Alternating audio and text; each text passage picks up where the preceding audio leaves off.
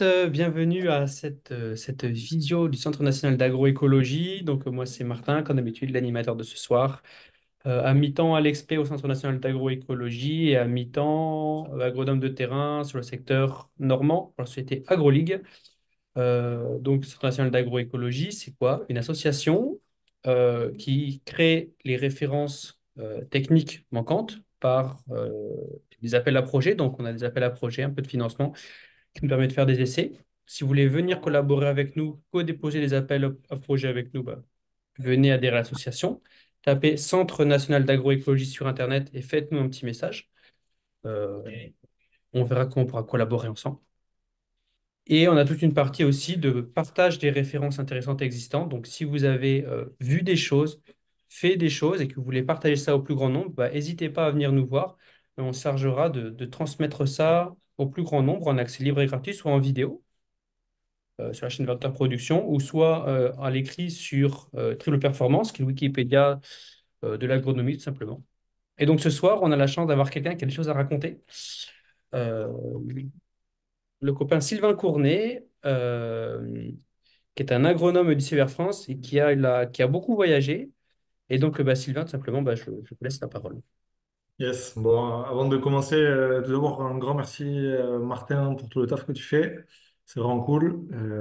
Et tous les partages, tout ça, c'est ça qui fait avancer un peu tout le monde. Donc, il faut continuer, il faut qu'on continue tout ça à partager pour pouvoir avancer parce qu'il y a du taf. Donc, un grand merci, Martin et ton équipe. Top. Et ça, et puis aussi, tout ce que je vais dire, faut prendre avec des pincettes. Il n'y a rien qui est vrai. Je ne suis pas un grand sachant. Moi, je traîne un peu à droite à gauche, j'écoute ce qui se dit et puis j'essaie de faire tout ça à ma sauce. Donc, ce que je vais partager, il faut rester humble sur tout ce que je dis. Voilà. Allez, je partage écran. Donc, hop. C'est bon, c'est parti, hein. Alors, je vois ton utilitaire, mais tu n'es pas en plein écran. Euh, Là, je suis en plein écran, normalement. Je Eh ben, moi, partage. je ne dois pas en plein écran. Ah, là, c'est bon. Ouais, ok, Là, c'était bien. ça l'était, ouais. Voilà, là, Ok. c'est parfait. C'est bon? Oui. Ok. Bon, quand Martin il m'a demandé un peu d'intervenir, l'idée c'était c'était dans le contexte un peu actuel, avec les prix qui commençaient à chuter, tout ça. Il y avait avec les agriculteurs avec qui je discute, on commençait un peu à se dire bon, c'est là où on a vraiment besoin de créer, de continuer à créer nos résiliences dans nos systèmes. Donc, l'idée de cette présentation, c'était de parler de cultiver la résilience dans le Gers, en passant par la Pampa en Argentine, dans le Mato Grosso au Brésil. Quel retour de terrain. Vous allez pouvoir voir pourquoi je parle un peu de ces différentes contrées du monde. Tout d'abord, en tant qu'agronome, moi, je travaille vraiment sur de l'agronomie au service de la performance économique, performance globale. C'est pas que performance économique aussi, c'est aussi services environnementaux, services sociaux, enfin de la performance sociale aussi. Donc ça, je le fais à différents moments avec différentes personnes. Le principal, c'est avec le CERF France Gascogne-Occitane. Au niveau du Gers et de la Haute-Garonne, j'accompagne des agriculteurs en individuel. Je fais aussi un peu de formation. Je le fais aussi avec Sol Capital Farming, qui est une boîte belge de conseils agronomiques. Et on fait du conseil en Argentine. On fait de l'accompagnement de ferme et de l'accompagnement de groupe aussi. Et quand il me reste un peu de temps, j'ai une petite ferme dans le Béarn où je fais des céréales, maïs, tournesol, soja, blé. Et j'essaie de diversifier un peu avec l'arrivée de l'oignon, pommes de terre, des cultures de semences quand je peux.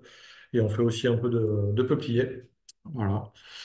Et on va partager un peu je vais partager un peu des idées que j'ai vues ben, en Argentine, parce que j'y vais pour le boulot, donc comme je disais.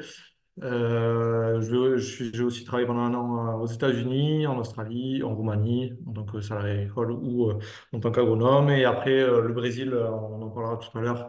C'est parce qu'on est allé faire un petit voyage avec le bon pote Guillaume Tan, qui est aussi agronome. Voilà. Donc, c'est un peu ça qui m'occupe dans mon quotidien. Ces trois aspects. Ces trois aspects. Juste un petit mot. Yes. Évidemment, on n'est pas. Et tout le monde est sur YouTube. Donc, si vous avez des questions, posez dans le chat. On prendra un petit moment à la fin pour répondre à toutes vos questions. Donc, surtout, n'hésitez pas. Yes. Euh, Bon, je vais commencer un peu par du contexte dans les trois pays qu'on va parler aujourd'hui, là, Brésil, Argentine et Gers. On va commencer par le Brésil. Le Brésil, j'ai un peu découvert là, en décembre. C'est une puissance économique et agricole hors norme, quoi. C'est vraiment une très, très grosse puissance. Pour mettre un peu en perspective, en France, on produit 320 000 tonnes de soja. C'est à peu près 12 000 producteurs. On est autonome à 10% de la production de soja. Si on fait l'équivalent de ces 320 000 tonnes de soja produites annuellement en France, dans la zone de Sinopé, qui est au Brésil, dans le Mato Grosso, qui est, on va dire, la zone principale de production agricole, ça représente 70 000 hectares de soja, donc, parce qu'ils font des soja à 4 tonnes et demie.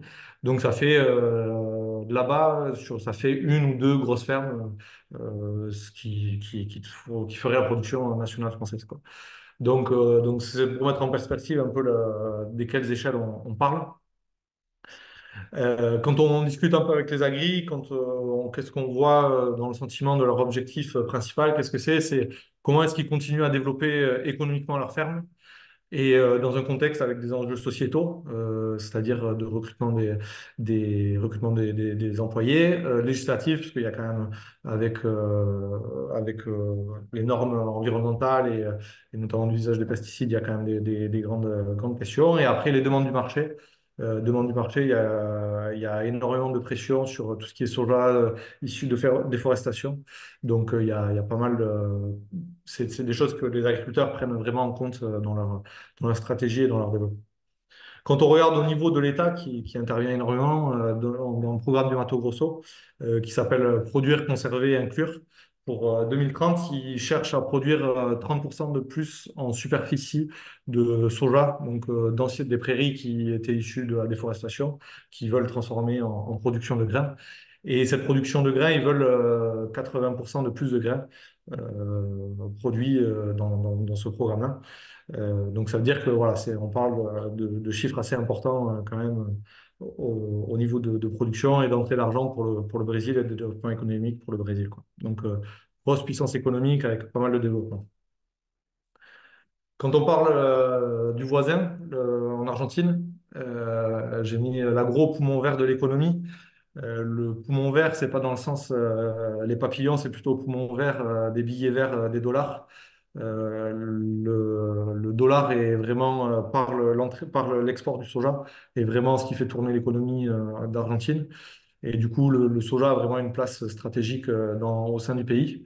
Dans un pays qui, au niveau économique, a une inflation là, terrible, enfin, une instabilité économique terrible. En 2023, il y a eu 200% d'inflation. Enfin, je ne sais pas si vous vous rendez compte, il n'y a aucune vision, aucune stabilité en fait dans l'économie. Si on met ça au niveau agricole, en plus de ça, on rajoute une couche avec 70% du foncier qui est loué sur des baux court terme, 6 mois. Même si les agriculteurs gardent des terres sur 10, 15, 20 ans, ils sont toujours quand même sur des baux précaires où ils n'ont pas forcément de visibilité à long terme. Et puis aussi le peu de disponibilité en main-d'œuvre qualifiée, de qualité qui reste, ça c'est vraiment un grand problème pour les Argentins. Donc tout ça fait que les agriculteurs sont dans des scénarios très opportunistes, assez court-termistes quand même, on va pas se mentir. Donc voilà, donc ça c'est vraiment un contexte économique qui reflète bien la situation de l'Argentine. Et du coup, les agriculteurs, dans leur objectif, c'est toujours comment minimiser les charges de travail, comment limiter la prise de risque tout en maintenant une rentabilité élevée dans un négoce qui est quand même plus dépendant du climat que les voisins argentins dans le Mato Grosso, par exemple. Voilà. Ça, c'est pour l'Argentine. Et du coup, si on revient à notre petit Gers, sur lequel j'ai la chance d'être agronome, donc le Gers, pour ceux qui sont très bons en géographie, c'est dans le sud-ouest. J'ai mis en bas là, c'est en bas dans le sud-ouest. On est entre Toulouse et Pau, on va dire. On est dans une zone intermédiaire quand même en termes de production, une zone intermédiaire qui est en recherche de solutions, pardon, de solutions économiques avant tout, parce que si on reprend dans les 8 dernières années, on a eu 3 années qui ont permis de tirer un SMIC. Le reste, c'était pas des années folichonnes. Donc ça, c'est un premier challenge de nos zones, c'est la rentabilité des structures. Il y a aussi un second challenge qui est le renouvellement des générations. On a un peu plus de 50% des agriculteurs qui ont plus de 55 ans, donc il y a quand même une question de renouvellement. Et derrière aussi, on a eu développé énormément le bio dans notre territoire. C'est le premier territoire de France en bio. 20% de la superficie hein, de la SAU. Parce que les agriculteurs sont allés chercher des prix, des primes, plutôt que des rendements, parce qu'on est sur des rendements limités, 50 quintaux en blé et 20 quintaux en tournesol. Donc voilà, sauf que une fois qu'il n'y a plus de prix et plus de primes, comme c'est le cas, il y a eu une grosse vague de conversion en 2015. Les aides à la conversion se terminent, les prix du bio s'effondrent. Donc, qu'est-ce que ça va être un peu le futur de l'agriculture bio dans ce territoire? Il y a un gros point d'interrogation. Et en fait, ça reflète bien un peu ce qui se passe sur les territoires et qui est un peu la demande des agriculteurs en général, c'est comment continuer, comment être rentable tout en pérennisant quand même l'outil de production, en pérennisant cette exploitation. On a des belles infrastructures, mais comment est-ce qu'on le pérennise et comment on crée cette rentabilité, quoi. Voilà. Donc, pour continuer un peu dans le contexte pour essayer, parce qu'après on ira dans le technique, mais je pense que c'est important de comprendre le contexte pédoclimatique à chaque fois. Si on prend le Mato Grosso, c'est climat tropical, donc 25 degrés de moyenne, 1800 mm de pluviaux. Donc on a du végétal qui pousse tout le temps. Historiquement, c'était des forêts, c'était pas les forêts amazoniennes avec les gros arbres, c'est plutôt des forêts un peu plus petites, un peu plus tassées. Bon, avec énormément de biodiversité, sans contester, mais voilà, qui ont été déforestées depuis entre 20 et 40 ans, quoi, la grosse partie. C'est des sols tropicaux, donc des sols qui sont déminéralisés, des sols très acides déminéralisés. Et historiquement, ça fait 20 ans voilà, qu'ils font du semi-direct quand même de manière assez développée dans le pays, quoi. Et au niveau des rotations, des productions, c'est vraiment, je fais des grandes généralités, hein, mais on est en général sur 2 cultures par an dans le Mato Grosso, soja, maïs, donc les 2 cultures qui sont en chaîne, ou soja, coton dans les zones qui peuvent avoir du coton. Voilà. Et avec les bovins dans les terres à moins fort potentiel ou qui ont été défrichées plus récemment. Donc ça, c'est pour le Brésil. L'Argentine, quand même, on est dans un contexte totalement différent. Pas du tout dans le contexte. Dans la zone nucléo, c'est la zone principale de production de soja, maïs de l'Argentine. On est sur des pluviaux plutôt aux alentours des 800 mm, 800 mm, 1000 mm, des pluies plutôt printanières, estivales, hiver sec. Il y a des nappes qui viennent influencer pendant le cycle des cultures, qui viennent maintenir le niveau d'alimentation hydrique des cultures. Donc ça, c'est une grosse force dans les territoires qui en ont. Voilà, historiquement, c'est quand même, ça fait 20-30 ans qu'elles sont cultivées, ces terres. Avant, c'était des prairies naturelles, pâturées, prairies vierges, là, c'était pas du tout des prairies semées. Donc, on est sur des terres neuves, des terres très riches, où pendant 20 ans, il y a eu du semi-direct. Enfin, avec l'avènement de la chimie, des OGM et du semi-direct, en fait, il y a vraiment le paysage qui a changé, qui a été tout cultivé, avec aujourd'hui un système un peu en bout de course qui est le système un peu de la monoculture soja et des rotations courtes avec des résistances et des schémas OGM avec des résistances aux adventices et perte de productivité des parcelles, quoi. Donc aujourd'hui, on n'est plus sur des rotations blé, soja dérobé dans les parcelles qui le permettent, maïs, soja, quoi. C'est un peu, et des terres bovins en plein air, pâturage toute l'année sur les terres à moins fort potentiel. Donc voilà pour le contexte de l'Argentine un peu. C'est vraiment des grandes lignes, hein. Faut pas ceux qui connaissent, ils savent qu'il y a un peu plus de granulométrie dans les territoires. Voilà, et puis si on va dans le Gers, on est dans un territoire où on a à l'ouest des grosses pluviaux, on est aux alentours des 1000 mm, et quand plus on va à l'est du département, on peut se trouver sur des 600-700 mm de pluviaux avec des printemps secs qui font que ben, on perd pas mal de quintaux sur les céréales à la paille, et des étés secs aussi, s'il n'y a pas l'irrigation, les cultures de printemps sont compliquées. On est sur des coteaux et des plaines cultivées depuis 150, 200 ans, donc c'est-à-dire que en fait, c'est des terres qui sont avec les pratiques culturelles rincées, quoi. Donc avec un gros challenge pour régénérer tout ça et sur des niveaux de productivité, voilà, comme je disais, blé 50 quintaux, tournesol 20 quintaux, soja maïs en irrigué. et quelques cultures à forte valeur ajoutée, de la vigne, des cultures de semences ou du canard, qui ont permis à une partie de l'exploitation de tenir bon, parce que c'est ça qui faisait rentrer de l'argent en fait dans les structures, quoi. Voilà. Donc ça, c'est pour le contexte un peu pédoclimatique. Et si on compare un peu, si on s'amuse un peu à comparer au niveau économique trois territoires, et il comprend une culture, on va dire, référence aux trois territoires, c'est-à-dire le soja. Dans le Mato Grosso, on va aller sortir 45 quintaux avec un coût de production aux alentours des 25-30 quintaux. Puis on enchaîne un coton. Donc voilà. Dans la zone argentine, on est sur des niveaux de productivité moindres. On est à 25-30 quintaux sans irrigation, mais des coûts de production bien moins élevés. Donc là, quand je mets coût de production, c'est charge opérationnelle, charge de structure, hein. 230 euros tonne, on est sur les sojas. Sachant que eux, ils vendent pas des sojas à 420, 450 euros tonne. Eux, ils sont plutôt sur des prix de vente des parts fermes à 270 euros tonne et avec des intrants aussi très élevés. Eux, ils sont toujours à livrer à 830 euros, alors que nous, on est à 420 euros, quoi, 450 euros tonne cette année, quoi. Et si on compare ça, ben, du coup, à notre petit territoire français, déjà soit, nous, on est à 25-30 quintaux, mais avec 4 ou 6 tours d'irrigation. Et avec des coûts de production à 400 euros tonne, donc c'est-à-dire presque le prix de vente. Euh, voilà. Donc on est sur des stratégies totalement différentes. Notamment, c'est notamment une charge matérielle qui nous, dans le Gers, nous coûte très cher. On est entre 2 et 4 chevaux par hectare, ça coûte cher, alors que quand on regarde en Argentine, c'est beaucoup dans de l'entreprise.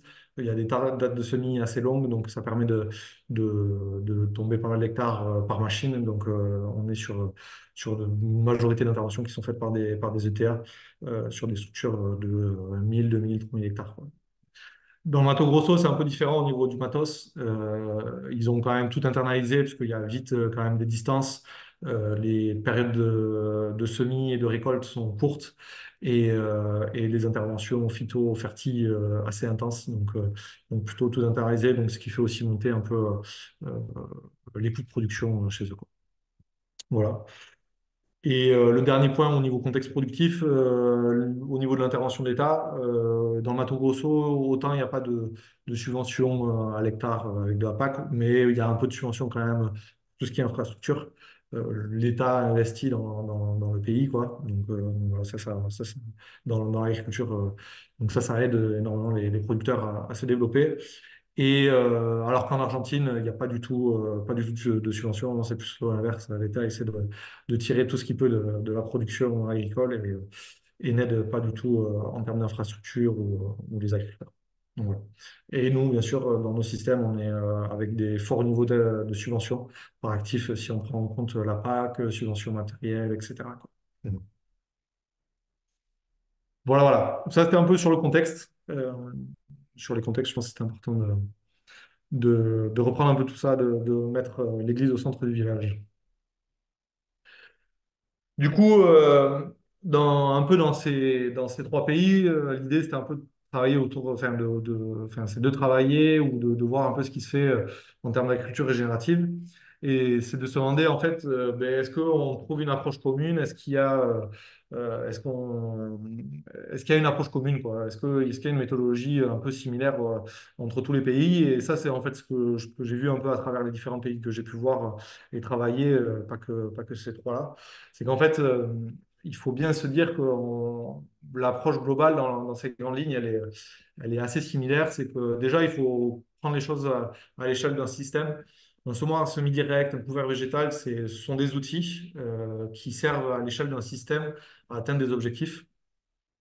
En général, ce que je prends comme exemple, c'est que euh, on a un objectif, on veut monter un escalier pour atteindre ces objectifs, et ça sert à rien d'essayer de travailler sur les outils qui sont sur la 10e marche, alors qu'on n'a pas gravi les deux premières marches, quoi.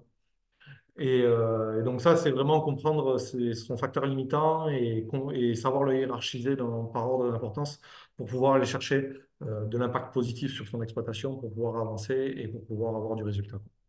Et c'est ce que je prends souvent en exemple sur ces deux photos où en fait, ben, oui, dans les deux cas, on a passé un outil à dents et on a utilisé des couverts végétaux, mais dans un cas, on a passé le cracker qui fait trop de terre fine et un couvert végétal à 100 kg hectare qui a pas d'effet structurant. Et dans l'autre, on a utilisé la rotation, on a utilisé un décompacteur dans des bonnes conditions et un couvert multi-espèces. Et ce sont deux parcelles voisines. Et on voit bien que l'impact, quand on est au 1er juin et que toutes les cultures sont semées, on voit bien que l'impact est différent de ces différents outils. Et ça, c'est parce qu'on n'a pas eu la même approche système dans ces deux exemples. Donc, voilà. Et si on veut vraiment aussi terminer sur cette question de l'approche système, il n'y a pas un outil qui va permettre d'avoir plus 15% de résultats, quoi. C'est vraiment la somme de petits pourcentages de gains de petits pourcents qui va faire un plus 15%, quoi. C'est un petit peu de décompacteur dans les bonnes conditions au lieu d'un cracker, un petit peu de couverts végétaux qui va faire qu'on peut avancer et qu'on peut aller chercher des bénéfices sur les exploitations, quoi. Donc voilà. Du coup, euh, du coup, quand même, si on parle Amérique du Sud, on parle forcément semi-direct et approche semi-direct, quoi. Et on se dit, putain, quand même, quand on regarde la zona nucléo en Argentine, ils font tout en semi-direct. Le Mato Grosso aussi, il y a quand même une grosse, grosse partie qui est en semi-direct. Et on se dit, bon, comment est-ce qu'ils font pour réussir, quoi.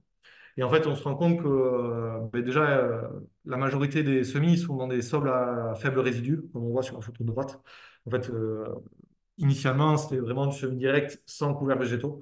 Donc ça, c'est quand même, ça permet des implantations un peu plus faciles quand on commence. Euh, sur des sols qui sont généralement très légers. Donc ça permet une ouverture du sillon et c'est surtout une fermeture du sillon assez facilement, avec seulement des jeux de roues de fermeture en fonte. Et ça permet de refermer des sillons facilement quand on n'a pas beaucoup de résidus sur les sols légers.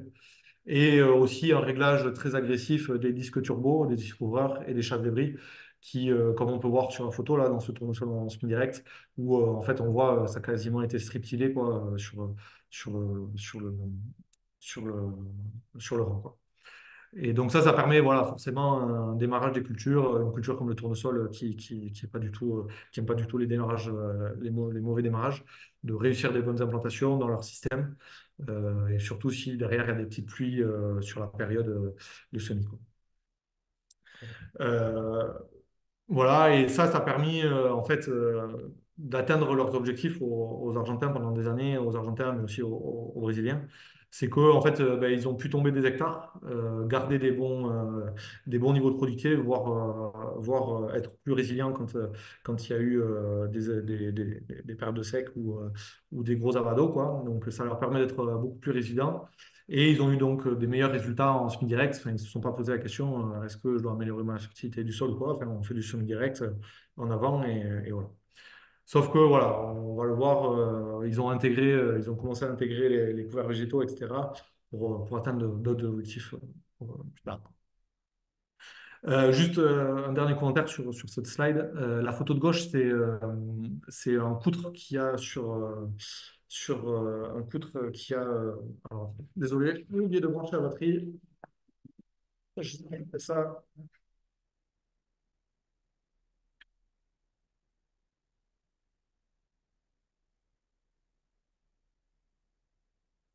C'est bon. Donc, ouais, le coutre à gauche, là, en fait, c'est assez intéressant parce que, bon, on l'utilise pas mal, nous, dans le sud-ouest sur les poutres devant les disques de l'élément semeur pour dégager le sillon. Mais nous, on utilise des poutres, plutôt des poutres 10 mm, plutôt fins parce qu'on cherche à travailler moins le sol possible. Mais en fait, eux, là, c'est pour les semis de coton au Brésil dans des sols argileux à 30-40% d'argile. En fait, ils se sont rendus compte que aussi ils avaient démarré avec des poutres de 10 mm et en mettant des poutres de 20-25 mm, en fait, ils perturbaient plus la ligne de semis, créaient plus de terre fine et du coup, ça permettait des meilleures implantations. Et du coup, je pense que ça, c'est des petites évolutions, des petits détails qui peuvent nous permettre d'améliorer nos implantations en semi-direct sur les cultures de printemps. C'est une idée pour ceux qui ont envie de se bricoler ça. Juste, je regarde si j'ai bien ma batterie qui charge. C'est bon. Hop. C'est bon, ça s'est remis en mode plein écran? Ça Ouais, c'est bon. Ouais, ok, ok. Ok. Donc du coup, comme je disais, le développement initial était vraiment en Amérique du Sud autour du semi-direct pur et dur, quoi. Pas de couverts végétaux.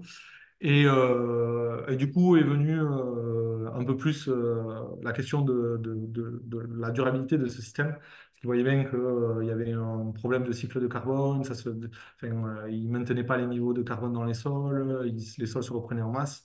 Ils gardaient des bons niveaux de productivité, mais ils voyaient qu'ils étaient de moins en moins résilients, quoi. Et du coup, ben, les éleveurs faisaient toujours des couverts végétaux pour faire pâturer. Et du coup, ils se sont dit, bon, ben, en fait, dans cette mouvance bon, qu'il faut aller, quoi. Faut développer les couverts. Et eux, c'est assez marrant dans la terminologie, ils parlent pas de couverts végétaux, mais de culture de service, quoi, des cultivos de servicio. Euh, et du coup, ça montre bien en fait ce qu'ils cherchent à faire à travers ce travail des couverts, d'implantation des couverts. Et du coup, ben, voilà. Du coup, ça reste des couverts assez simples, hein. Eux, ils n'ont pas 50 000 espèces de disponibles. C'est des couverts à base de vestes communes et de graminées, soit seigle, soit avoine, avec des proportions qui varient en fonction de si on va sur un maïs ou sur un soja. Mais voilà, des couverts assez simples, denses, semés en direct, semés à la volée. Voilà. Un peu de différents cas. Et eux, ce qu'ils cherchent, les opportunités en fait qu'ils ont vues à travers l'utilisation des couverts végétaux, c'est le contrôle des adventices. Ça a été vraiment la porte d'entrée en fait il y a 5 10 ans pour le développement des adventices. C'est qu'ils ont aujourd'hui la technologie OGM. Il faut se dire que même si tu as des nouveaux OGM qui sortent, c'est toujours des technologies qui sont cassées où il y a de la résistance herbicide, donc des contrôles qui sont très difficiles, glypho, de 4D en culture. Et donc les couverts végétaux ont vraiment permis de diminuer la pression adventice des cultures. Ça ne l'a pas supprimé, hein, mais ça a diminué la pression. Ça a augmenté les capacités d'infiltration en eau, donc des cultures qui se tiennent mieux. Euh, et puis, notamment aussi, ça a ouvert l'option de faire des maïs sans azote, parce qu'eux, ils sont vraiment sur les questions de retour sur investissement. Si un maïs à 9 tonnes avec de l'urée a le même retour sur investissement qu'un maïs avec un couvert végétal de 7 tonnes, ils vont faire un maïs de 7 tonnes avec un couvert végétal, quoi. Donc, ça, c'est assez intéressant. Et derrière aussi, ben, pour les éleveurs, c'est étendre les productions de fourrage pendant l'hiver, des couverts pâturés par les embûches. Voilà. Destruction généralement glypho de 4D des couverts végétaux. Voilà. Ça, c'est en Argentine. Au Brésil, je ne vais pas faire de généralité. Nous, ce qu'on a vu un peu, c'est que dans des systèmes un peu moins intensifs, où ils vont chercher moins les 2 cultures par an, c'est la bracaria qui vont implanter de manière majoritaire, notamment pour aussi aller chercher du fourrage avec ça. Il y a la crotalaire qui commence à sortir un peu son épingle du jeu parce qu'ils ont des gros problèmes de nématodes dans les sols. Donc cette légumineuse d'Afrique, là, la crotalaire qui se plaît bien dans leur contexte, apparemment commence à sortir des bons résultats en fonction des variétés sur le contrôle des nématodes. Donc ça, ils en sont plutôt contents. Et voilà. Et eux, c'est principalement structuration des sols et recyclage des minéraux et destruction chimique. Et évidemment, pas d'intervention de l'État pour la mise en place des couverts végétaux, mais c'est des pratiques qui sont quand même, aujourd'hui, sur les 5 dernières années, ont eu un développement assez significatif dans les systèmes de production d'Argentine et brésilien. Voilà. Si on remet un peu plus les pieds dans le Gers, nous, qu'est-ce qu'on va essayer de chercher avec les couverts végétaux dans nos systèmes? C'est la gestion des charges de structure par la réduction du travail de sol. Les agriculteurs nous disent c'est des coûts de rotative en moins, des structures, quand on commence à avoir quelques années de beaux couverts, des structures quand on fait un test bêche, qui n'ont plus besoin d'être travaillées en profondeur, juste d'assurer les de semence. Et puis la réduction aussi azotée, de la réduction azotée. On en parlera tout à l'heure. Ce que je dis souvent, nous, dans notre vision des couverts végétaux, c'est de faire de l'agronomie de précision. Aujourd'hui, les couverts végétaux dans le Gers sont vraiment très bien adoptés. On a, je pense, enfin, une grosse majorité des sols qui sont couverts, bon, notamment aussi de côté réglementaire. Mais c'est majoritairement févrole, des févroles à 150, 180 kg hectare. Ça, c'est des févroles en levée, tu as 25 pieds au mètre carré. 25 pieds au mètre carré, si on prend le système racinaire qui fait aller 7 cm de diamètre, quand on fait le calcul, en fait, ça fait que 10% du sol qui est perforé et azoté. Donc, ça veut dire qu'il y a un impact qui est positif, mais on peut aller plus loin en fait quand on va construire des mélanges. Et nous, c'est sur ça qu'on travaille, des mélanges multi-espèces qui ont le même coût hectare, mais où on va chercher 150-200 plantes au mètre carré. Donc voilà. Donc ça, c'est un peu, quand on remet les choses dans notre contexte sud-ouest, c'est un peu ça qu'on essaie d'atteindre. Comme on disait, on va essayer de chercher des économies sur ces intrants, l'utilisation de ces couverts végétaux, du semi-direct. Et il y a ce groupe avec lequel on travaille en Argentine, qui est un groupe qui souhaite développer l'agroécologie au sens large, hein. Il n'y a pas que le côté technique, mais aussi le côté social et environnemental de l'impact des fermes. C'est à Tres Arroyos, dans la province de Buenos Aires, en Argentine, un groupe d'agriculteurs assez motivés, agriculteurs céréaliers et éleveurs, plutôt éleveurs céréaliers même, on dirait, et qui essaie de développer voilà, minimum d'intrants, zéro fertilisation azoté et minimum de désherbage, insecticides, fongicides, des ensortiers. Et du coup, quand on voit comment est-ce qu'ils travaillent, en fait, au final, c'est des gros chargements animaux. On est à 1,5 UGB par hectare sur l'année, en incluant les cultures. Donc, c'est-à-dire des gros chargements. Les cultures, elles représentent entre 30 et 60% de la surface de la ferme. Et du coup, comment est-ce qu'ils font des cultures sans fertilisation azoté? En fait, ils passent par des phases de construction des reliquats azotés. Donc, ça peut être très bien des luzernières pasturées de manière intensive pendant 18 mois ou des annuels, des cycles d'annuels dans la rotation des cultures. Donc, c'est-à-dire des avoines pâturées qui vont être enchaînées par des sorgho ou des soja maïs pâturés qui permettent de construire le reliquat azoté, de cycler les minéraux pour pouvoir après implanter une fois que le sol est construit, la fertilité biologique et chimique est construite, et physique aussi, ils implantent des cultures à faible intrant. C'est notamment l'exemple de ce maïs où il pousse aussi un peu la réflexion assez loin. C'est des maïs faible densité avec des variétés spéciales. Donc faible en densité, c'est quoi? C'est des maïs à 20 000 pieds hectares, zéro fertilisation azoté, bon, désherbage dans ce cas, et où ils cherchent du double épi par pied et ils vont chercher du 60-70 quintaux en sec, ce qui est le rendement en référence dans des systèmes classiques de leur ferme. Mais sauf que voilà, il n'y a pas 30% de charge d'intrants et il n'y a pas 30% de charge de semences, quoi. Donc ça, c'est des grosses économies et ça permet de cultiver cette résilience dans leur système. Et après, vous imaginez bien que quand on intègre des luzernières pâturées, des cultures annuelles pâturées, on casse le cycle des adventices. Donc, on a une gestion du stock semencier qui est assez importante. Et après, eux, ils ne s'interdisent pas. C'est des gars qui font beaucoup de semi-direct, mais ils ne s'interdisent pas de passer un coup de scalper ou de disque pour gérer les adventices qui pourraient être problématiques avant des cultures de printemps. Voilà, voilà. Ça, c'était pour le côté un peu de résilience avec l'intégration des animaux dans le système de production. Si on revient toujours, j'essaie toujours de faire le parallèle un peu à ce qu'on fait nous dans le Gers. Pareil, on va essayer de faire des itinéraires base intrants, parce que nous, la fertilité azotée, c'est quand même, la fertilité en général, c'est quand même 30% des charges opérationnelles. Donc, il y a un gros poste, et notamment, c'est la fertilité azotée, évidemment. Fertilité azotée qui, les 2 dernières années, avait bien explosé. Donc, ça nous a bien posé des questions sur comment est-ce qu'on peut travailler sans ou avec moins. Et du coup, voilà, c'est tout simple, hein, c'est construire des reliquats azotés avec les couverts végétaux. Par contre, c'est pas n'importe quel couvert végétaux. Là, c'est l'exemple des couverts à base de trèfle. Le choix des espèces, des variétés est vraiment primordial pour pouvoir avoir des couverts qui soient performants, qui produisent du reliquat azoté. Ça, c'est cet enchaînement-là, trèfle qui va sur un tournesol. Donc, on fait un blé, on sème un trèfle au 15 septembre. 15 septembre, 15 octobre, en fonction des conditions météo. Et après, derrière, on va sur un tournesol ou sur un maïs.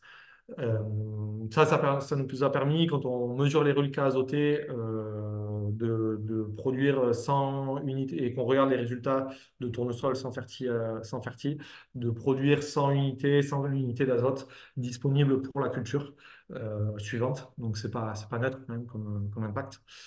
Et derrière, on ne sait pas, mais on suspecte quand même un petit gain de rendement sur le tournesol qui suit, sur le tournesol. Parce que quand on voit là la photo, on voit la petite crinière en bas noire, c'est mes cheveux. Et donc des tournesols pris, ça c'était en 2022, donc l'année très sèche. Euh, et des tournesols qui font 2 mètres de haut, donc ça c'est des tournesols qui ont eu beaucoup d'azote, voire trop d'azote, euh, mais qui n'ont pas souffert du stress hydrique et qui, quand on regarde les rendements un peu voisins, bon, ben, on est un peu au-dessus, quoi. Et derrière, des blés qui sont noirs, qui poussent, qui ont des fortes vigueurs de démarrage, donc avec toujours de l'azote sous la pédale, quoi. Donc, de l'impact rendement et puis aussi de la résilience, hein, c'est le thématique de la journée, mais quand tu peux économiser 60 unités d'azote sur un tournesol et que tu peux derrière économiser 30-40 unités d'azote sur sur ton blé qui suit, ben, c'est pas neutre. C'est pas neutre. Et puis quand on voit le comportement aussi du végétal dans 2022 sur un été très sec, on se dit que voilà, on est dans le vrai, le végétal répond, quoi. Donc, sous nos latitudes françaises, sud-ouest, on arrive à avoir des choses très intéressantes, quoi. Donc ça, c'est, on va dire, sur le côté, on construit des choses positives pour l'exploitation. Après, on n'est jamais à l'abri des impacts champignons, parasites, insectes, pucerons, larves, enfin, les gens passent. Et là, c'est une belle découverte qu'on a fait au Brésil. Les Brésiliens en fait, sont dans un contexte tropical. Donc, gros problème champignons, gros problème insectes. Parce que il fait chaud, il fait 25-30 degrés tout le temps, il pleut tout le temps, donc forcément, c'est le paradis pour eux. Et du coup, ben, forcément, des molécules, quand même, la recherche chimique, phyto est limitée. Donc, très vite, des résistances insecticides, fongicides fortes. Et du coup, ben, l'État, avec son organisme Embrapa qui correspond à l'INRAP, à chercher des solutions. Et ils ont trouvé des solutions par l'utilisation des micro-organismes, ce qu'ils appellent les bioinsumos. Si vous tapez ça sur Internet, Embrapa bioinsumos, vous allez trouver des mines d'or. Et du coup ils ont mis en place tout un programme de R&D. Et aujourd'hui, c'est un développement, enfin, c'est sur des centaines de milliers d'hectares hein, qui ont des itinéraires techniques mixtes où ils mélangent phyto et biologie pour pouvoir gérer les problèmes parasites, champignons et insectes, quoi. Voilà.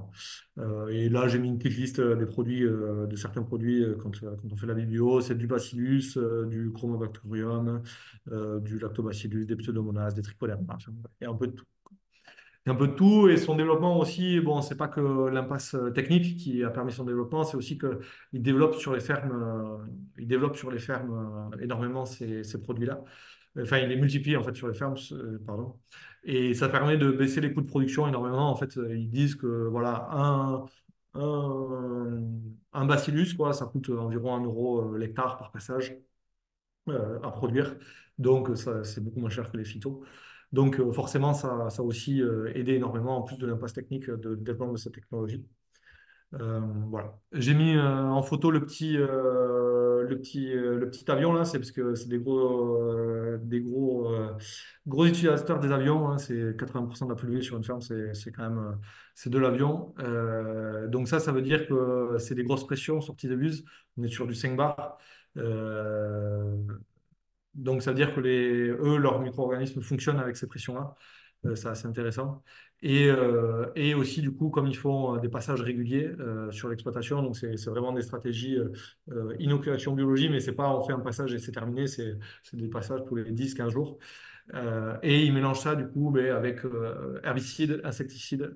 Ils mélangent cette biologie-là. Ils ne mélangent pas avec les fongicides, mais ils ont fait pas mal de tests labo et des mélanges herbicides, insecticides, ça passe.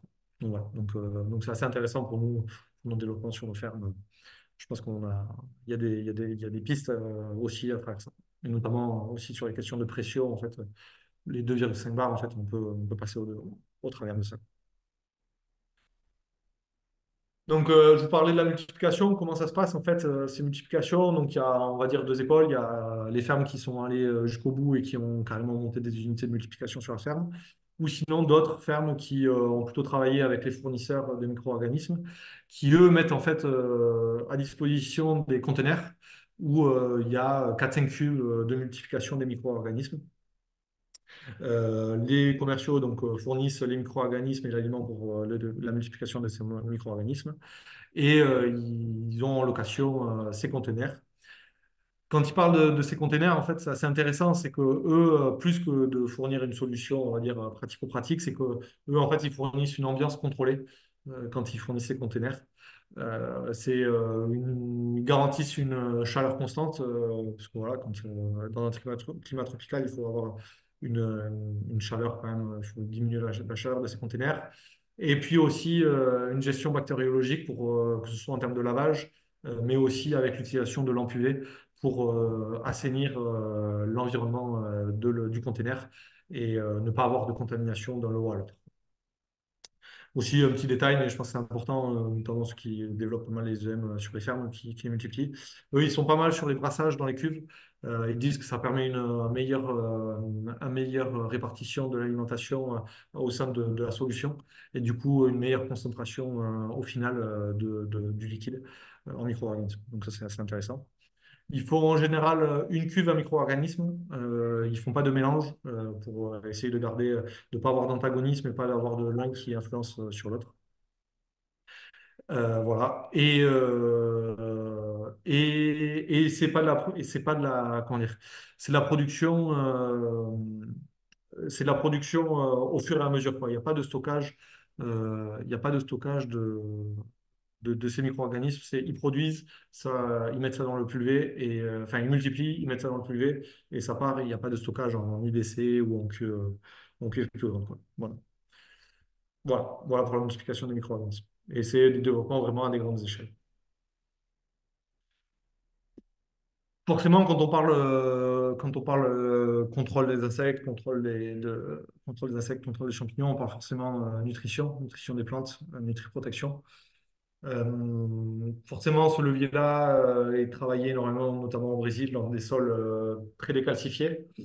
Notamment, il y a un des challenges, et c'est la photo de gauche, c'est ça. Euh, c'est dans des systèmes semi-directs, c'est comment est-ce qu'on incorpore le calcium, quoi. Et du coup, ils ont notamment développé ces décompacteurs, on reconnaît la petite marque allemande, qui va bien dans les systèmes semi-directs. Donc la flèche verte, elle montre les disques ouvreurs. Et derrière les trois flèches, en fait, ça montre la répartition du calcium sur trois niveaux, enfin de la fertilisation en général, sur trois niveaux possibles avec des variations des concentrations pour pouvoir assurer en fait une reminéralisation du sol du profil dans sa globalité. La troisième flèche aussi, enfin la flèche la plus haute, ça permet aussi, c'est un caisson petite graine, donc ça permet aussi de semer notamment les bracailles dans un système pour pouvoir faire une pierre plusieurs coups. Voilà. Donc, eux, ils sont vraiment au Brésil, vraiment sur la reconstruction, la reminéralisation, parce que c'est des sols déminéralisés. Donc, il y a cette construction dans certains cas, de la construction de la fertilité chimique qui est nécessaire. Si on prend le cas argentin, sur des sols minéralement très riches et aussi assez vierges en termes d'historique agricole, il n'y a pas eu de retour sur investissement ces dernières années de la fertilisation. Par contre, là, maintenant, à force d'extraire énormément de minéraux par les exports de grains, ils commencent à avoir des réponses à la fertilisation.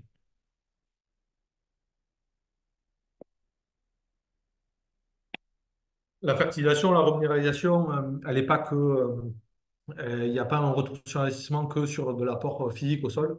Il y a aussi les apports foliaires qui sont énormément travaillés, notamment par les Brésiliens, comme ils passent très régulièrement, quand ils mettent les herbicides, les fongicides, ils y mettent aussi des bases d'oligo avec des algues ou des acides aminés pour ben, voilà, assurer la nutrition parce que nos systèmes agricoles ne sont pas parfaits. On n'a pas la biodisponibilité de tous les minéraux, donc les corrections par voie foliaire sont nécessaires. Et il faut se dire que ces deux piliers-là, c'est vraiment une base et que la biologie derrière, tout ce qui va être je sais pas, des EM, des bacillus, etc., ce sont plus des catalyseurs. Enfin, en tout cas, comment moi je travaille et comment ça m'a été présenté dans différents systèmes, c'est que c'est vraiment des catalyseurs. S'il n'y a pas la base primaire, la base de sol rechargée, la biologie n'a moins d'impact. Et voilà. Donc vraiment, la biologie, il faut le prendre comme un catalyseur dans ces systèmes de nutrition et fertilité chimique des sols, quoi. Une photo à gauche, c'est pour montrer ce qu'on fait aussi dans le Gers. Ça, c'est une photo d'un blé où on a optimisé 60 unités d'azote. Ça, c'est possible quand en fait, on travaille bien sur les efficiences, les positionnements. Donc, c'est blé de force, blé améliorant. Donc, c'est des blés pour la panification à 13,5 de protéines. Donc là, il ne faut pas se louper sur la fertilisation azotée. C'est des blés en fait, comment dire, avec la rotation, ça c'est des blés en semi-direct, la rotation, des gros couverts végétaux, de la fertilisation au sol à base de soufre, de la correction en foliaire, notamment avec des urées diluées sur les fins de cycle, qui nous permettent derrière d'obtenir les mêmes rendements que les voisins qui ont 60 unités de plus et d'atteindre les mêmes niveaux de qualité. Mais du coup, en étant plus intelligent et en essayant enfin, plus intelligent, c'est pas pour les critiquer, mais c'est en essayant de comprendre mieux les cycles biologiques et d'intervenir en fonction de ce que la plante a besoin, plutôt que d'être comment dire, en pompier et de gaver la graine, quoi. Ouais. Donc, voilà, ça c'était sur la nutrition. Et donc, voilà. Dans notre contexte gersois aussi, on a des réponses assez fortes et on a des économies assez fortes à aller chercher par l'optimisation de cette fertilisation. Euh, voilà. Donc, si on reprend un peu enfin, cette notion de régénérer les sols, en fait, enfin, on est dans des systèmes et des conditions pédoclimatiques très différentes, des sols très différents. Et en fait, on se rend compte que régénérer le sol, c'est possible. Il y a un impact sur la rentabilité de l'exploitation. Il y a un impact positif. La transition, enfin, elle est facile. C'est de la méthodologie. Et cette méthodologie-là, en fait, c'est juste comprendre qu'est-ce que c'est les facteurs limitants à la production. Et une fois que ces facteurs sont compris, hiérarchisés, on peut aller chercher de l'impact positif sur les exploitations sans prendre de risques. C'est juste des questions de méthodologie et de, de, de connaissances. Voilà. On parle beaucoup de régénérer les sols, mais je pense aussi il y a une réflexion aussi à l'échelle du paysage. Régénérer les paysages, je pense que c'est assez intéressant, c'est assez important pour les exploitations, notamment quand on est sur des exploitations qui sont avec du parcellaire concomitant, du parcellaire jointif. On a un impact sur le paysage. Et notamment, j'ai deux exemples à partager. Un au Brésil, ils font pas mal d'alignements d'eucalyptus dans les prairies de Bracaria, des prairies non cultivées. Alors, quand on discute avec l'Embrapa, qui a un gros module, ceux que ça intéresse, il y a Embrapa Agro-Silvopastoril, ils ont un gros module de recherche et développement hyper intéressant avec pas mal de données. Mais aussi, nous, on a rencontré aussi des producteurs qui avaient ces aliments d'eucalyptus dans leur prairie. Et en fait, ce que tout le monde a un peu dit, c'est qu'il y a moins de fourrage. Par contre, au niveau de la performance animale, ils vont chercher du GMQ en plus. Il faut se dire qu'ils sont déjà sur des GMQ assez importants, hein. Sur les nourris, là, ils sont sur du GMQ à 1,2, 1,4, sur du taurillon de 300 kilos seulement à l'herbe. Et donc, ils vont aller chercher encore plus de GMQ. Et même s'il y a une perte on va dire, de production de fourrage à l'hectare, en fait, ça s'équilibre. Et donc, au niveau de la production de kilos de viande par hectare et par an, on est sur les mêmes quantités, voire en fait, on va aller gagner en résilience dans le sens où en fait, on va encaisser mieux les chocs thermiques, notamment les fortes températures. Donc, encaisser un peu mieux ces variations climatiques. Et en plus de ça, on a le petit bonus de production de bois, notamment dans ce cas-là, d'eucalyptus, pour aller compléter la rentabilité de ces systèmes-là. Donc, hyper intéressant. Des systèmes qui fonctionnent et qui sont bien étudiés, notamment par l'EMRAPA. Donc, ceux que ça intéresse, il y a pas mal de données. Et après aussi, on peut ne pas aller que chercher seulement un impact économique sur l'exploitation. Je pense que quand on parle de paysage, on peut aussi aller parler aussi d'écosystèmes à l'échelle de l'exploitation, de trames, de trames de circulation de la faune et de la flore sur l'exploitation. Euh, Notamment à travers de la cohérence comment dire, des bandes enherbées des aliments d'arbres et des bosquets. Et ça, c'est sur quoi on travaille, notamment sur certaines fermes qu'on accompagne dans transition à à l'agriculture régénérative, pardon, en Argentine. Euh, on travaille sur les couverts végétaux. D'ailleurs, je ne l'ai pas dit, le maïs, c'était sur une des fermes qu'on accompagne en Argentine. Euh, euh, Ouais, voilà, on accompagne aussi sur ça, sur la création de bosquets, d'alignements d'arbres, de bandes enherbées, de zones, on va dire, exclues de la production, que ce soit élevage ou, euh, ou production de grains, pour pouvoir aller voilà, créer de la biodiversité à l'échelle d'une exploitation. C'est difficilement palpable, mais nous, on fait le pari que demain, il y aura soit de financement écosystémique ou soit aussi un impact positif sur l'exploitation. Et ça, dans des écosystèmes, on va dire dans des fermes, dans des écosystèmes sociaux où il y a très peu de pépinières. Donc, la production de plants, d'arbres est faite sur les fermes. L'entretien est fait voilà, par des salariés. Il y a aussi des systèmes d'irrigation qui ont été mis en place pour assurer la bonne implantation des arbres, notamment avec ces hivers secs. Là, il y a eu des systèmes d'irrigation qui ont été mis en place et aussi du personnel dédié à la réussite. Ça, je pense que c'est important. C'est en fait, si on veut que ce genre d'infrastructure à l'échelle d'une ferme fonctionne, il faut qu'il y ait des gens qui soient dédiés et qui prennent soin de ça. Et s'il n'y a personne qui est dédié à ça, en fait, forcément, c'est laisser de côté avec les agendas bien chargés d'exploitation. Donc, donc, c'était un peu les clés de réussite, les grandes clés de réussite sur la question du paysage. Donc, en fait, tous ces impacts qu'on va chercher, qu'on va essayer de développer, qu'on met en fait sous le grand titre agriculture régénérative, je pense qu'aujourd'hui, comment dire, on est vraiment dans une demande, notamment de l'aval et sociétale, forte autour de ces pratiques-là. Euh, Notamment aujourd'hui, en fait, au niveau bancaire, au niveau assurantiel, ils vont de plus en plus regarder la performance globale des exploitations. Euh, le- la performance globale, c'est la performance économique, mais aussi la performance environnementale, carbone, biodiversité des exploitations, mais aussi sociale, avec les démarches RSE dans les exploitations. Et ça, les Brésiliens, j'étais très très étonné, ils l'ont énormément intégré, ils le développent et ils cherchent des marchés avec ça. La photo, là, c'est l'entrée d'une ferme qui dit soyez les bienvenus, respectez les règles de l'entreprise, son environnement, la nature. Ici, tout est produit avec de la responsabilité. Et ça, c'est vraiment marquant dans toutes les exploitations, des grosses exploitations, hein.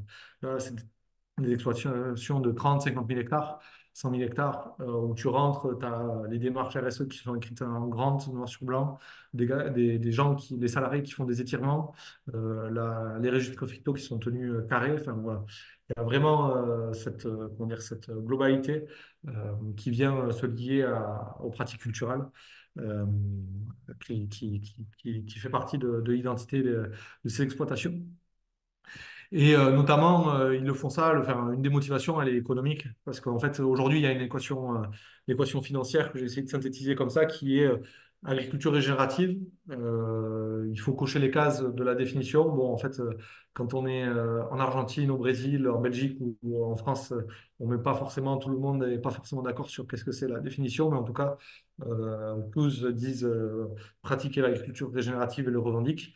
Le cahier des charges est différent, mais en tout cas, le mot est similaire et il le revendique. Question de rémunération carbone aussi. Rémunération carbone de différents modes de financement. Qui est en train de venir, qui n'est pas encore, on va dire, effectif, mais dont tout le monde parle, c'est la rémunération impact biodiversité, qui en fait va être un peu la petite sœur de la rémunération carbone. Et la démarche RSE, forcément, des exploitations. Et ça, quand tu es un gros joueur, quand tu un gros vendeur de soja, un gros vendeur de coton, aujourd'hui, ça fait partie du cahier des charges de vente. Et en fait, tu as les premières exploitations qui l'ont mis très fortement en avant. Et quand tu discutes avec les responsables des fermes voisines, eh ben, ils sont là, putain, ils sont partis, faut qu'on y aille, faut qu'on s'y mette, parce que sinon, on va se faire dépasser en termes de marché, quoi. Notamment quand on parle de l'industrie du textile et du coton, tu vois, il y a énormément de développement qui est recherché sur ces leviers-là, quoi. Donc ils y vont, il faut pas qu'on attende à y aller, je pense. On peut le voir comme un risque, c'est que un premier risque, c'est que on va essayer enfin, certains vont essayer de niveler forcément les fondamentaux vers le bas. Bon, c'est comme ça, c'est le jeu, c'est comme la bio, voilà, c'est un risque. Mais pour moi, il y a plus d'opportunités parce qu'on peut amplifier le mouvement à grande échelle, avoir un impact sur les exploitations, un impact économique, mais aussi un impact, on va dire, plus global pour la société. Donc, je pense il y a du bon à aller chercher ça. Et les exploitations, les grosses exploitations au Brésil et en Argentine, ils vont à fond. Voilà. Euh, C'était un peu la conclusion sur l'agriculture régénérative et moi je vais terminer sur une conclusion un peu plus générale. Je pense que aujourd'hui, quand on voit ce qui se passe avec les imports d'Europe de l'Est de céréales, la volonté de développement du Brésil, l'Amérique du Sud, la capacité de production importante, ben, on n'est plus du tout dans le paysage international agricole des années 2000-2015. On n'y est plus du tout. Donc, nous, on a besoin dans nos systèmes d'exploitation gersoise, mais aussi, je pense, française, de remettre en question nos modèles de production au niveau des coûts de production, charges de structure. Je pense que ça, c'est un gros, gros levier à travailler et à économiser, notamment dans ce contexte des charges qui vont pas rediminuer, quoi, dans ce contexte d'inflation importante. Et aussi de réfléchir sur l'impact de nos pratiques, parce que, en fait, on n'est pas les leaders environnementaux. Ok, certains utilisent encore de la trazine, mais on n'est pas non plus des leaders, on n'est pas tout vert, quoi. Donc, nos pratiques ont un impact et il faut voir comment est-ce qu'on peut diminuer cet impact, parce que ça va être des demandes de l'aval de diminuer les impacts au niveau gaz à effet de serre et phyto de nos systèmes de production. Pareil aussi, je pense qu'on a tendance à être un peu les leaders, à dire qu'on est les leaders au niveau environnemental, production, RSE. Je pense qu'on n'est pas les leaders, on est plus on est dans la mouvance, on n'est pas mauvais, mais on est plus dans la mouvance. Ouais. Et pour terminer, du coup, ben, l'agriculture régénérative, ça fait partie de la performance globale des entreprises, c'est ce que j'ai dit avant. Et l'agriculture régénérative, elle permet de travailler sur la résilience de nos systèmes de production et de gagner en résilience dans nos systèmes, ce dont on a beaucoup besoin ces temps-ci. Voilà, c'est un de mes conclusions. Si vous voulez me contacter, c'est facile. J'ai un numéro de téléphone, un mail. Sur LinkedIn aussi, j'essaie de partager un peu ce qu'on fait au quotidien. Et voilà. Et je suis agronome, on accompagne des agriculteurs en individuel, on fait de la formation, un peu dans tout le sud-ouest et surtout dans le Gers. Voilà, voilà. Ah bah super, merci beaucoup Sylvain. Avec plaisir. J'ai quelques questions pour toi, bien sûr. Yes. Euh, la première, c'est que tu as quelques questions dans le chat sur tout ce qui était concurrence déloyale, mais en fait, si on résume, la- la- la- tu décrivais les contextes, en fait, ils n'ont pas des contextes si paradisiaques que ça comparé à nous. À l'étranger, on dirait qu'en fait, la seule grosse différence, c'est que ben, nous, on a une ferme de 70 hectares ou 100 hectares, 10 000, et je vais peut-être faire un parole un peu trash, mais en fait, si on a 90% des agriculteurs qui sont non renouvelés, les fermes s'agrandissent, on va redevenir compétitif, quoi, au final. Ben, en fait, je pense que bon, c'est une question très complexe, hein, mais moi, j'accompagne des agriculteurs qui ont de la surface, etc. Et je pense que c'est pas parce que tu as de la surface que tu as forcément de l'optimisation des charges de production, parce que tu peux aussi tomber dans le travers de j'achète du protracteur, il y a les subventions, etc. Et nous, c'est ce qu'on voit au niveau compta gestion, c'est que un gars qui a 70 hectares ou qui a 600 hectares, en coût de production maïs, au final, il peut être similaire, quoi, s'il a les mêmes itinéraires techniques et les mêmes stratégies d'achat de matériel. Donc, je pense que il y a plus vraiment une réflexion à avoir sur ben, qu'est-ce que c'est mon vrai potentiel de rendement, qu'est-ce que c'est mon coût de production et enfin, quels sont mes leviers d'optimisation des charges sur mon exploitation, quoi. Ouais. Et notamment, c'est souvent très lié traction, ferraille, ferti. Déjà, tu as 60% des charges qui sont à travailler, quoi. Super réponse. Autre question, tu nous as décrit un peu les couverts qu'ils faisaient, donc des couverts intéressants dans la composition, mais simples dans leur complexité. Ouais. Est-ce que tu penses qu'on n'est pas en train en France de couper les cheveux en quatre et de se surcomplexifier alors qu'on pourrait faire des choses très bien avec quatre espèces plutôt que d'en mettre 15 en mélange, quoi. Euh, Ouais, je pense que ça, après, ça revient toujours un peu aux objectifs qu'on a chacun, tu vois. C'est un sujet assez complexe, tu vois, quand tu regardes un peu les papiers scientifiques, ils mettent toujours en avant que la complexité n'apporte jamais grand-chose, quoi. Euh, c'est que, enfin, n'apporte jamais grand-chose en termes d'impact agronomique. Enfin, avec deux, trois espèces, tu peux déjà faire du taf. Moi, je pense que c'est plus après une question de résilience. Il faut, enfin, la question d'un couvert végétal, il ne faut pas le regarder au mètre carré à ta parcelle, c'est plus à l'échelle de l'exploitation. Enfin, il ne faut pas le regarder où ça va bien, il faut le regarder à l'échelle de l'exploitation et comment dire, on arrive à produire, en ayant la diversité, on arrive à produire sur chaque mètre carré à peu près, sur chaque mètre carré. Après, je pense que tu vois, du coup, là, on est sur la période, c'est assez intéressant que tu poses tes questions à cette période, parce que là, dans le sud-ouest, on est sur la période où les couverts sont les plus beaux et la période un peu où on cherche à détruire les couverts et on tire un peu des synthèses de ce qu'on a fait. Et pour moi, en fait, ceux qui ont fait les jolis couverts cette année, c'est ceux qui ont soigné les semis, ceux qui font des semis qualitatifs, des semis avec de la densité de pieds au mètre carré. Euh, Pas forcément de la diversité, mais de la densité de pieds au mètre carré. Et c'est là où tu arrives à avoir des couverts denses avec de la production de biomasse qui encaissent des excès d'eau, qui encaissent de la diversité de sol, quoi, de l'hétérogénéité en sol. Donc je pense qu'on est plus aujourd'hui la dans la réussite des couverts végétaux, elle est plus dans les qualités d'implantation et dans le choix des 3 à 4 espèces clés qui vont s'adapter un peu sur toute la ferme. Et, voilà, je réponds à ta question. D'accord, super. Et après, donc, il y avait tout ce qui est travaux sur les biostimulants qu'ils ont lancés au Brésil. Tu disais, il faut mettre Insumos bioloricos, je sais pas comment on prononce. Bioinsumos, ouais. Bioinsumos, ça ne va pas. Voilà, c'est ça. Donc, ceux qui sont en train de regarder, taper sur Internet, hein, bien sûr. Je suis allé voir sur l'Embrapa, il y a tout, hein. Ouais, il y a Et tout, ouais. si vous ne parlez pas comme vous ne parlez pas portugais, Google Traduction traduit en direct, donc on peut à peu près comprendre ce que ça raconte. Et même, bon, bon, je parle un peu espagnol, mais franchement, en vrai, le portugais, c'est à lire, c'est à comprendre, à écouter, c'est compliqué, mais à lire, ça se fait, quoi. Enfin, c'est c'est faisable, quoi. Donc, voilà. Donc, en D'accord. gros, je pense qu'on est à la bourre. Je pense qu'il y a deux choses sur ça. Enfin, je sais pas si tu avais une question. Ouais, bah, c'est qu'en fait, va falloir qu'on lise tout ce qui est sur ce site que je ne connaissais pas, hein, et j'invite à tout le monde à le faire. Mais bah, quand on fait des biostimes en France, globalement, ça ne marche pas. Voilà, tu mets. Il n'y a pas de bande témoin. Quand il y a des bandes témoins, des reps, même en grande bande, ben, en fait, il se passe rien, quoi, globalement. Et des fois, il se passe un truc. On n'arrive pas du tout à comprendre pourquoi ce coup-ci ça a marché et pourquoi les trois quarts d'autres fois, ben, ça a foiré. Ce qui semble quand même, c'est que les EM en hygiénisation des stabus, des Ouais, fumiers, ouais, là, oui, ok. ouais, Mais sinon, le reste, c'est hyper aléatoire. C'est des pistes de travail, mais en gestion de ferme, c'est quand même. Tu sais combien tu dépenses le gain derrière, ben, tu es à peu ouais, près sûr que tu récupéreras pas parce que tu es encore en phase R&D.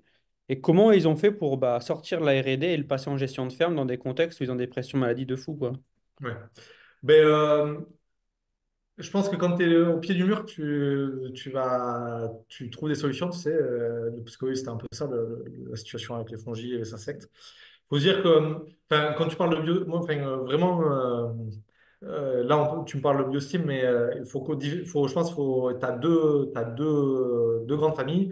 Tu as ce qui va être plutôt conditionnaire de sol, pour amélioration, structure de sol, libération des minéraux, etc. Donc, là, on va mettre tout ce qui est EM, etc. dedans.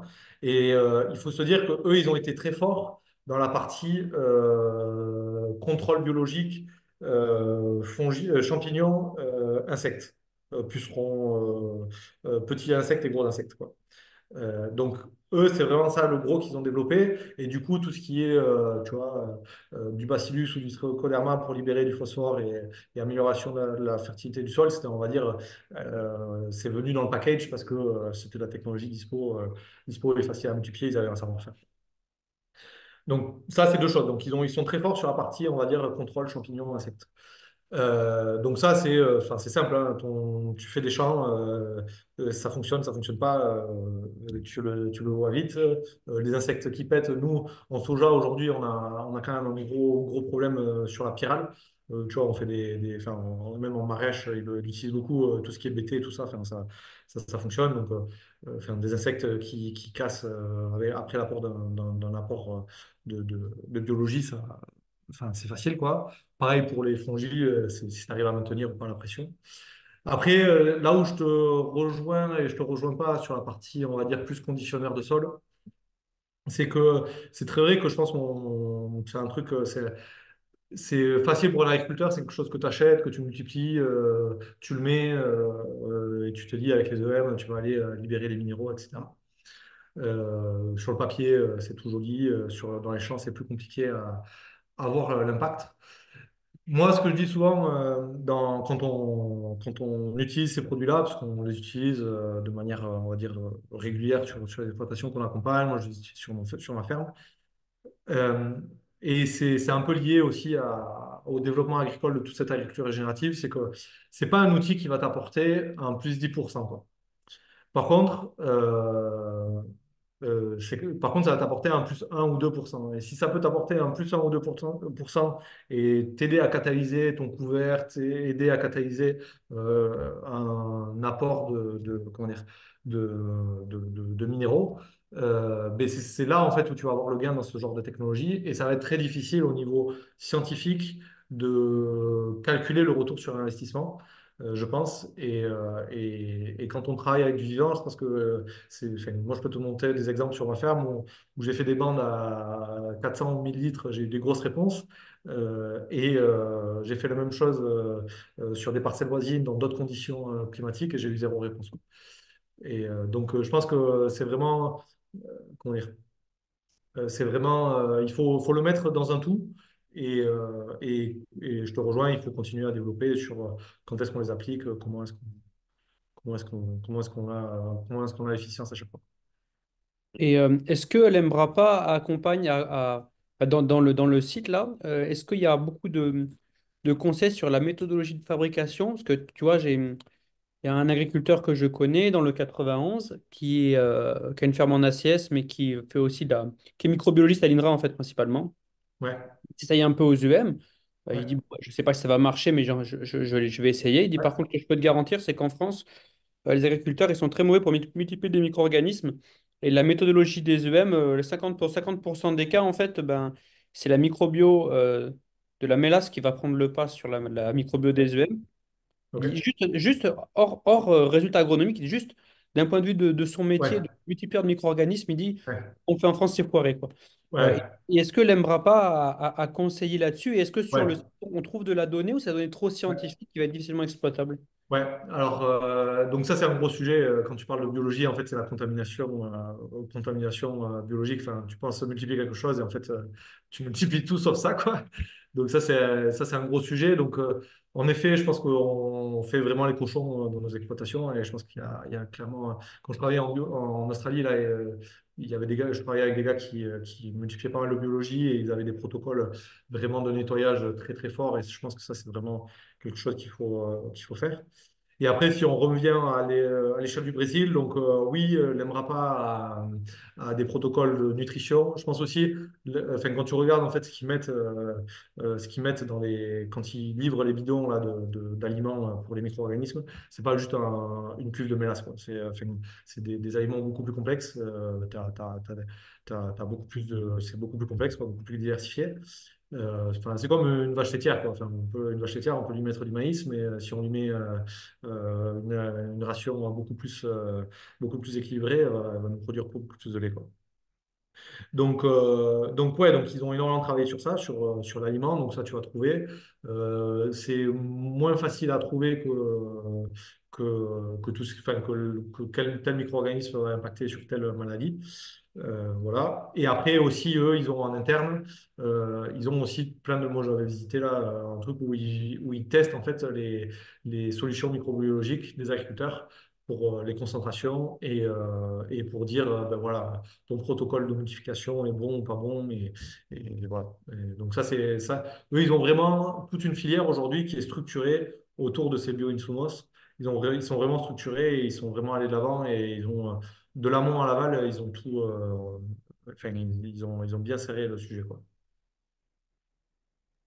Ok, et donc, là, je vais juste reprendre la main sur le partage d'écran. Toc, là. Là, donc là, je dois voir mon écran qui est partage. Donc, Ouais. je mets Bio Insumos Yes. et je mets Embrapa. donc Embrapa. MBRAPA. Ouais. Et donc, Voilà, donc c'est après, c'est bien ce site web là, hein, si ouais, agriculture c'est ça. regarde. T'as site Embrapa et après, en fait, t'as quelques. En fait, là où donc, t'as une base sur Embrapa et après, t'as pas tout. Après, il faut choper les noms des scientifiques. T'as plein de scientifiques qui travaillent. T'en as qui travaillent sur le soja, t'en as qui travaillent sur la canne à sucre, t'en as qui travaillent sur un type de maladie. Et tu faut attraper les noms des scientifiques et tu regardes après leurs publications, leurs publications. Après, tu tapes aussi Bioinsumos Brésil sur YouTube. Si tu as envie d'apprendre le portugais, tu as, des heures et des heures de vidéos dessus. Parce que tu vois, je parle pas portugais, mais ils ont l'air de dire que il y a une plateforme de formation gratuite sur Google Play et sur Apple Store où tu peux retrouver les formations, les données, quoi, ce qui a l'air Ouais, d'être ici, quoi. ouais. Enfin, moi, je sais que je les chope sur Embrapa directement, mais voilà. Ok, et donc voilà, l'autre lien, c'était ça, Insumos. Voilà, et là, t'as tous les projets de recherche, et donc ta Ouais. méthode, Non, c'est c'est vraiment, leur site est vraiment bien fait, ils publient vraiment bien, c'est accessible. Ça. Bon, après, ça reste technique, hein, enfin, ça reste technique et c'est un truc de vraiment pointu, hein, mais il y a l'info, il y a l'info dispo. Euh, Après, voilà, il faut revenir aussi sur qu'est-ce qu'on veut faire, qu'est-ce que c'est nos facteurs limitants. Je sais que nous, dans nos contextes, tu vois, enfin, moi, je le vois sur ce développement sur deux choses. Soja, aujourd'hui, on a des gros problèmes qui n'existaient pas sur les pyrales et punaises. Donc, je pense que ça va être une grosse porte d'entrée. Bon, le BT, on sait ça fonctionne, mais aujourd'hui, c'était ça aussi le gros problème qu'on a en France. C'est qu'aujourd'hui, on nous vend la poudre, mais on ne nous dit pas que tu peux te le multiplier. Et du coup, aujourd'hui, tu te retrouves avec des coûts de production à 50 euros l'hectare quand tu veux mettre un BT, alors que tu peux te le multiplier. Moi, j'avais déjà multiplié chez moi, parce en Australie, j'avais appris à le faire. Et c'est facile à faire. Et en fait, tu te l'appliques et tu pètes tes larves pareil, quoi. Et, euh, et ça, on ne nous le dit pas, quoi. c'est quoi la recette pour Ça coûte un multiplier? euro, ça coûte un euro l'hectare. Enfin, je sais pas combien ça coûte pour nous en France. Il faut que je refasse les calculs. J'ai pas forcément fait le calcul, mais voilà. Et la recette du BT multiplié maison? Tu fais avec des bases mélasse, c'est des bactéries. Tu fais avec des bases mélasse. Moi, je fais avec des bases mélasse. Après, il faut reprendre les travaux d'Embrapa qui sont sur des choses beaucoup plus, avec des profils beaucoup plus, comment dire, euh, diversifiés quoi, en termes d'alimentation. Et puis aussi, je pense que c'est lié à ces questions. Tu vois, nous, on est beaucoup sur, quand tu multiplies tes EM, tu mets tes EM, tu mets ta mélasse, et puis tu reviens une semaine après et c'est multiplié. Et je pense qu'on aurait à gagner à brasser ces solutions pour avoir des densités en micro-organismes plus importantes. C'est ce que soulignait l'agriculteur qui est microbus Salinra, c'est ce qu'il me disait, quoi. Il me dit, il faut brasser, de toute façon. Ouais, c'est ça. Et ok. Par contre, peut-être quand tu fais ton BT, autant des EM, tu sens, tu renifles, tu peux goûter, voir si ça passe. J'imagine que le BT, tu vas pas en boire un demi-verre pour savoir si. Ouais, mais tu le sens, ça, cette odeur de bactéries, là, tu le sens quand c'est multiplié, et puis tes pH ils descendent à 3,5, 4. Enfin, c'est le même protocole que les EM. Il n'y a rien de compliqué, quoi. Après, la Et question, voilà, c'est combien de micro-organismes tu as, combien de litres hectare t'en mets, tu vois. Et ça, ça c'est la grosse équation où aujourd'hui on a à travailler. Et ben, notamment si ton pote microbiologiste là, peut nous aider sur ça, ben, il faut qu'on travaille dessus, quoi. peut-être une dernière question. Tu as pas mal parlé de tout ce qui est fertifoliaire. On Ouais, travaille beaucoup ça en France. On a des choses qui répondent très bien, d'autres on est un petit peu ouais, déçus. ouais. Qu'est-ce que tu as vu comme personnes ressources accessibles à l'étranger, vraiment pertinentes, où ils ont vraiment réussi à déplafonner? Après, peut-être que tu me diras sur des zones, mettons, t'es au Neubourg, naturellement, ton sol, il te fait 110 quintaux, pas, c'est pas naturel, mais il te fait 110 quintaux de blé. Peut-être c'est Ouais, pas sur des terres à fort potentiel que tu vas aller chercher à déplafonner avec de la fertifolière, qui est peut-être un petit pansement. ouais. Je pense qu'on en revient toujours à la même logique. Il faut pas il faut pas compartimenter les outils. Il faut avoir une approche système. Euh, la fertifolière, on va dire, un pansement c'est un pansement, quoi. C'est pas, tu vas pas faire c'est pas de la nutrition. On va dire, tu vas accompagner la plante dans son cycle de vie. Donc, tu vois, quand t'as, bon, des potentiels en blé à 110 quintaux, on n'en a pas ici, mais quand t'as, on va dire, on prend un potentiel à 70 quintaux, tu as la génétique qui peut faire 100 quintaux. Est-ce que c'est ta nutrition qui est bloquante sur les 30 derniers quintaux? Est-ce que c'est tes méthodes d'implantation, tes densités de semis, ta fertile de fond? Moi, je pense on sous-estime la partie fertile de fond, compost, organique. Nous, on est dans des systèmes sans animaux. On est en déficit d'animaux dans le territoire gersois et à chaque fois qu'on met de l'organique, on remonte les niveaux de productivité. Donc, je pense que c'est vraiment ce foliaire n'est pas la solution miracle. Ça, c'est vrai. Je pense que c'est ça qu'il faut avoir en tête. C'est un outil à l'intérieur d'un système et il faut comprendre qu'est-ce que c'est ton facteur limitant. Et c'est sûr que si, je sais pas, moi, sur un maïs, tu penses avec la fertifolière aller chercher les derniers quintaux, alors qu'en fait, ton problème, c'est ton implantation de maïs et que tu as eu des levées sur 4 jours, alors que pour avoir un bon maïs, il faut avoir des levées sur 2 jours. Ben voilà. En fait, tes quintaux, tu les as perdus au semis et pas à ne pas sur ton folaire. Donc voilà. Peut-être un dernier point pour le contexte Aquitaine. On met de la févrole, on en met beaucoup. La févrole tombe de plus en plus malade, on a de plus en plus de mal à Ouais, boucler les cycles. Est-ce que, soit dans le Gers, soit à l'étranger, tu as vu un peu une remplaçante potentielle à cette févrole qui nous file bien le coup de main, mais ouais. qui a même plus besoin qu'elle gèle pour qu'elle meure maintenant, quasiment, Ouais. quoi. Ouais. Mais voilà, ben, nous, c'est la gros problème, enfin un problème, je pense pas que ce soit un problème, mais c'est un gros constat qu'on fait dans nos systèmes aujourd'hui, parce qu'on a des historiques février 10, 15 ans sur les exploitations. Donc, en février couvert, production de semences, on n'en parle même pas. Donc, de la février qui tombe malade, avec l'inoculum maintenant qui est vraiment partout et dans les sols un peu partout. Donc, ouais, c'est un problème. C'est ce que j'ai mis en slide, dans une des slides quand je parlais des couverts végétaux sur les densités de semis. Moi, enfin, voilà, un des premiers constats, c'était le manque de densité avec les févroles. Et après, derrière, c'est la perte en productivité des févroles avec les maladies, anthracnose, botrytis. Et donc, nous, on a travaillé beaucoup avec les agriculteurs sur la diversification des couverts végétaux.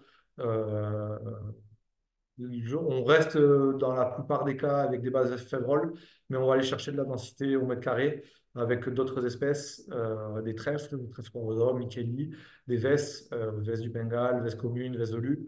Euh, voilà, on va chercher ça. Après, maintenant, la question, c'est date de semis, qualité d'implantation, enchaînement dans la culture euh, qu'il faut adapter à chaque ferme pour méthode de semis qu'il faut adapter à chaque ferme pour avoir du résultat.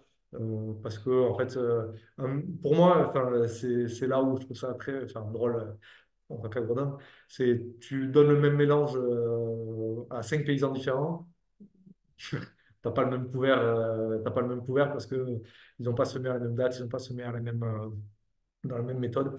Donc, Les choix de mélange, les choix de variété sont clés, mais il y a aussi d'autres leviers qui sont importants et qui sont sous-estimés, je pense, nous, dans nos contextes sud-ouest. D'accord, super. Ben, merci beaucoup. Alors, je regarde vite fait, on n'a pas d'autres questions. Donc, si tu as un mot de la fin, tu peux y aller. Je n'avais pas forcément prévu ça. Mais non, je pense que, enfin, voilà, je pense qu'il faut travailler sur la résilience de nos exploitations. On est loin d'être parfait. Il y a encore beaucoup de taf. Ça passe par de la recherche, de l'échange entre paysans, de l'échange entre agronomes. Il ne faut pas être avare en information. Je pense que tous les jeunes là, qui sortent d'école, il faut qu'ils aillent voir à droite à gauche aussi ce qui se passe à l'étranger, parce que en fait, à chaque pays que où j'ouvre la porte, il y a une quantité d'informations incroyable qui ressort. Donc voilà. Donc faut continuer à taffer et on va y arriver. Super. Bah, c'est une belle conclusion. Bah, Sylvain, bah, merci beaucoup.